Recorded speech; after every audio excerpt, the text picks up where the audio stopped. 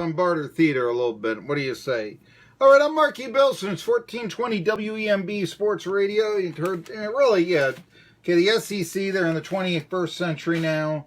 Like I said, I mean, it just is bizarre. You got Ole Miss fans saying hotty toddy. You got Rocky Top, get their corn from the jar. You got the world's largest outdoor cocktail party. You have the, Kentucky, for crying out loud, is in the conference. But no, we're not selling booze. Here's a question. Do we bring back the beer barrel now? Saw some Tennessee fans wanting to do this. It might be that it's the only trophy that they have left that the Vols can win. Of course, Jeremy Pruitt has said some things that make their fans say, maybe things are about to change. Spoke of this yesterday, that the Vols look different now. And this is very telling. He talks about, hey, I've been an assistant before. I saw it was done at Alabama. And when he took over the Vols, of course, they were 4-8. Got them to 5-7 last year. Now, Pruitt knew he needed to recruit very well. You hear these people, well, now this player comes, Tennessee recruiting is always ranked high. Of course, I always tell you, look, grain of salt with recruiting.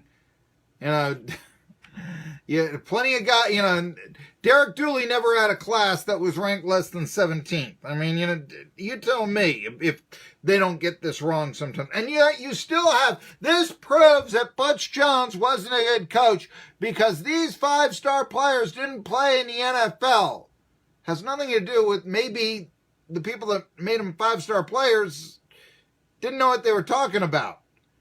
One of the big-time, recruiting evaluators has famously told the Washington Post, and I wrote for him before, and you wouldn't want this guy in your own area code.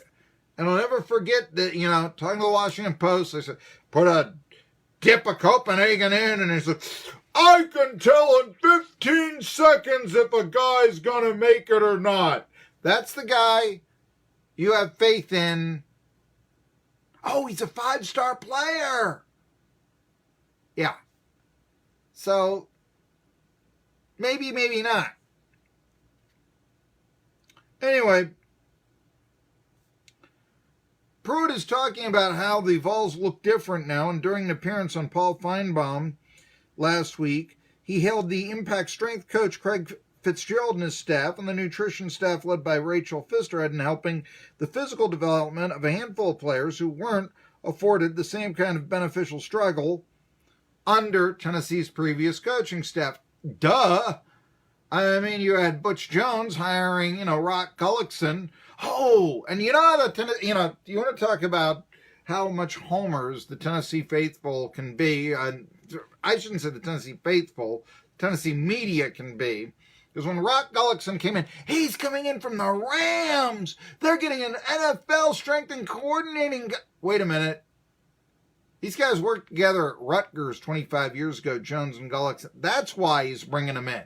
And he's basically bringing them in because of what 25-year-old strength and conditioning advice. That's the reason why.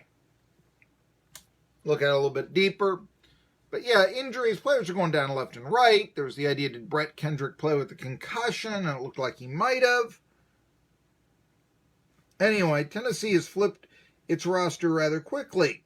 On defensive line, they brought in Aubrey Solomon from Michigan to add more immediate impact potential to the position. Some JUCO players and such. Of course, the lines are out there, but the interesting thing, Pruitt talking about the strength and conditioning. If you've been following the Vols, that's not a surprise.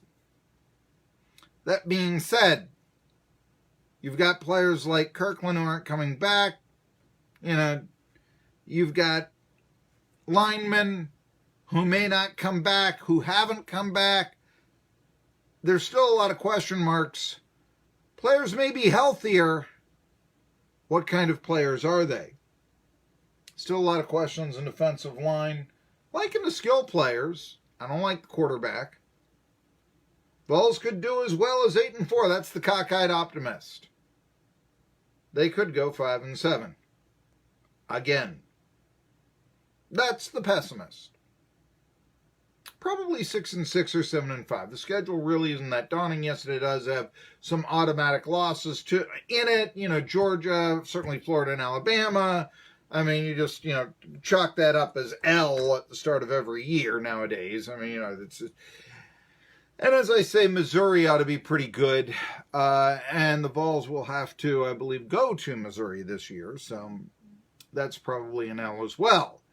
But yeah, then you start looking at, Vanderbilt, they lost Sherman. Certainly this will be the year in Knoxville that the Vols can beat Vanderbilt. When did we ever think we'd say that? I was thinking this. You heard about the baseball team fell short on our sports update. Yet, you don't hear that Vanderbilt is falling short. They're going to the Super Regionals. They've advanced. They made it out. They got a better baseball program. Football's won 5 of their last 7. Basketball isn't better, but Stackhouse has been making some noise over there.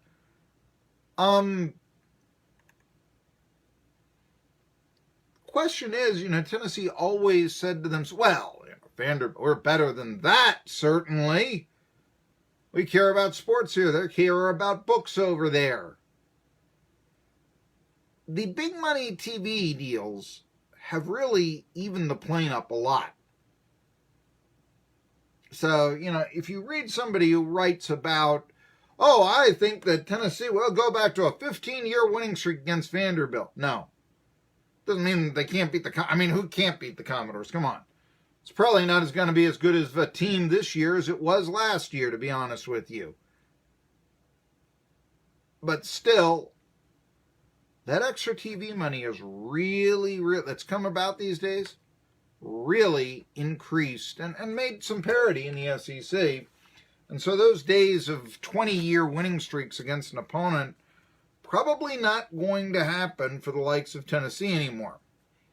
Of course, Florida over Tennessee and Alabama over Tennessee, now, that's another story. But the point I think you have to remember is look where the ball players come from. And that's why Florida wins every year. Alabama, they're just Alabama. However, the Tennessee basketball program got some good news over the weekend when it was announced that Victor Bailey Jr., he's going to come to the Vols and play basketball not next year, but the year after. Here's the good news. He can shoot like nobody's business. 39% from outside the arc. 91% from the charity stripe. Here's the bad news. Won't be available for a year. Okay, that's when the Vols would need him. But also, he's not a post player. He's not an immediate impact post player, and that's what Tennessee needs. And now that Kerry Blackshear is not listing the Vols as one of his top destinations, now that he won't go into the NBA draft, boy, Vols will be good at the perimeter. They need a lot of help at the post next year. So we shall see. Anyway, Oregon, he didn't play at Oregon down the stretch. In fact, their NCAA tournament game, when they lost to Virginia, he didn't play. So, you can say, sharpshooting guard, yes. He'll have 2 years of eligibility left after he sets out this year.